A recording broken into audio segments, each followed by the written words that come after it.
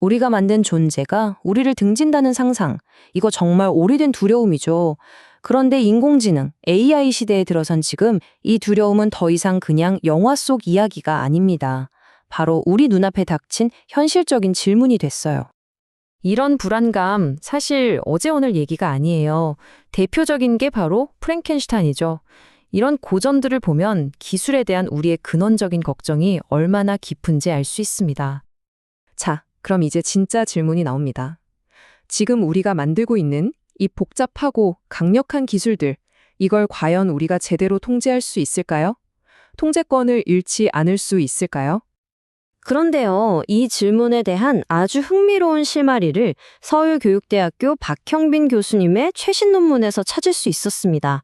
오늘 이야기는 바로 이 논문에 담긴 놀라운 통찰을 바탕으로 수십 년 전의 아이디어에서 어떻게 현대 AI 윤리의 청사진을 발견할 수 있는지 따라가 볼 겁니다. 자, 그럼 그 실마리를 따라서 한번 가볼까요? 놀랍게도 그 열쇠는 지금으로부터 무려 70여 년 전에 오늘날의 문제를 정확하게 꿰뚫어본 한 천재 수학자가 쥐고 있었습니다. 바로 노보트 위너라는 사람입니다. 위너가 1948년에 내놓은 개념이 바로 사이버네틱스인데요. 이게 뭐냐면 아주 간단히 말해서 제어와 소통에 대한 과학이에요. 그러니까 생명체든 기계든 그 안에서 정보가 어떻게 흐르고 또 그걸 바탕으로 어떻게 스스로를 조절하는지를 연구하는 학문인 거죠. 그리고 이 사이버네틱스의 핵심, 정말 심정과도 같은 개념이 바로 피드백 루프라는 겁니다.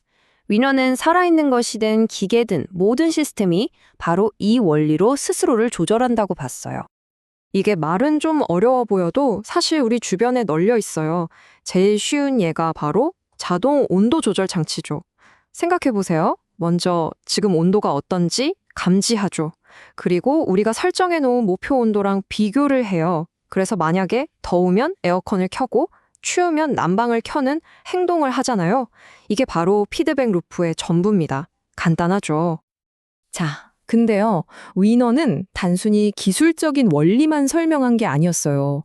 그는 자기 이론이 가져올 미래에 대해 누구보다 깊이 그리고 무섭게 걱정했습니다. 그리고 바로 이 부분이 오늘날 우리에게 정말 소름 돋는 경고를 던져줍니다. 와, 이거 진짜 소름 돋는 말 아닌가요? 위너는 인간의 의도랑 기계에 내리는 명령 사이에는 어마어마한 구멍이 있을 수 있다고 본 거예요. 우리는 분명 좋은 뜻으로 명령했는데 기계는 그 명령을 글자 그대로 아주 끔찍하게 수행할 수 있다는 거죠. 위너가 특히 무서워했던 건 바로 속도였어요. 기계가 처리하는 속도는 우리 인간의 반응 속도를 아득히 뛰어넘잖아요. 그러니까 우리가 이거 뭔가 잘못됐는데? 하고 알아차렸을 때는 이미 손 쓸 수 없는 상황이 벌어진 뒤일 수 있다는 거죠. 그래서 위너가 이런 위험을 설명하려고 우리한테 아주 익숙한 이야기들을 예로 들어요. 뭐 어설픈 주문으로 대홍수를 일으킨 마법사의 제자 이야기나 소원은 들어주는데 꼭 끔찍한 방식으로 이루어주는 원숭이 손 이야기 같은 것들이요. 전부 다 뭐예요? 우리의 선한 의도가 끔찍한 결과로 돌아올 수 있다는 거잖아요. 이걸 위너는 이미 70년 전에 정확히 내다본 겁니다. 자, 그럼 이 오래된 경고 속에서 우리는 어떻게 해결책을 찾을 수 있을까요? 바로 이 지점에서 아까 말씀드렸던 박형빈 교수님의 논문이 다시 등장합니다. 이 논문은 위너의 사이버네틱스 원리를 현대 AI 윤리 교육을 위한 아주 멋진 틀로 다시 가져옵니다. 핵심은 이거예요. 문제가 터지고 나서 수습하는 게 아니라는 거죠. 박형빈 교수님은 위너의 철학에서 영감을 얻어서 아예 AI를 설계하는 첫 단계부터 윤리적인 규칙들을 딱 심어 놔야 한다고 제안합니다. 그럼 그 윤리적 규칙은 뭘까요? 위너가 제시한 일종의 AI가 따라야 할 윤리 나침반 같은 4가지 원칙이 있습니다. 첫째는 모든 인간이 자기 잠재력을 마음껏 펼칠 자유. 둘째는 누구에게나 공평하게 적용되는 평등. 셋째는 서로 존중하고 돕는 박애. 그리고 마지막으로 꼭 필요한 경우가 아니면 개인의 자유를 함부로 침해해선 안 된다는 최소 침해 원칙입니다. 그리고 정말 대단한 건 이게 그냥 멋있는 철학적 구호에서 끝나는 게 아니라는 점이에요. 서울교육대학교 박형빈 교수님의 논문은 이 원칙들을 실제 교육 현장으로 끌고 내려옵니다.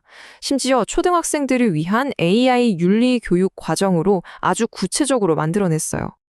논문에서 제안하는 교육 계획은 아주 명확하게 3단계로 되어 있어요. 1단계, 먼저 기술의 기본 원리를 이해하는 거예요. 2단계, 이걸 바탕으로 현실에서 벌어지는 여러 윤리적 문제들을 따져보는 거죠. 그리고 마지막 3단계, 이 모든 과정을 통해 우리가 정말 지켜야 할 인간의 가치가 무엇인지 다시 한번 단단하게 세우는 겁니다. 정말 체계적이지 않나요? 자, 그럼 이 모든 이야기의 결론은 뭘까요? 우리가 여기서 뭘 가져가야 할까요? 결국 이 질문은 기술을 향한 게 아니라 이 시대를 살아가는 바로 우리 자신을 향하고 있습니다. 바로 이겁니다. 이게 위너가 70년 전에 우리에게 던진 경고의 핵심이고 또 박형빈 교수님의 논문이 다시 한번 힘주어 말하는 부분이기도 해요. 진짜 위험한 건 기계 그 자체가 아니라 그걸 만들고 사용하는 우리 인간이라는 사실. 이걸 절대로 잊으면 안 됩니다. 맞습니다. 결국 진짜 문제는 더 톡톡한 기계를 만드는 게 아니에요. 그 기술을 다룰 줄 아는 더 현명한 인간이 되는 것. 이게 바로 70년 전의 천재가 오늘날 우리에게 보내는 메시지의 핵심인 거죠. 그래서 마지막으로 여러분께 이 질문을 던지면서 마무리하고 싶습니다. 우리는 지금 AI에게 목표를 어떻게 달성하지만 가르치고 있나요? 아니면 그 이전에 우리의 목표가 무엇이어야 하는지를 먼저 깊이 고민하고 있나요? 우리가 지금 만드는 이 기계 안에 과연 어떤 목적을, 어떤 미래를 심고 있는지 지금이야말로 우리 모두가 진지하게 생각해 봐야 할 때입니다.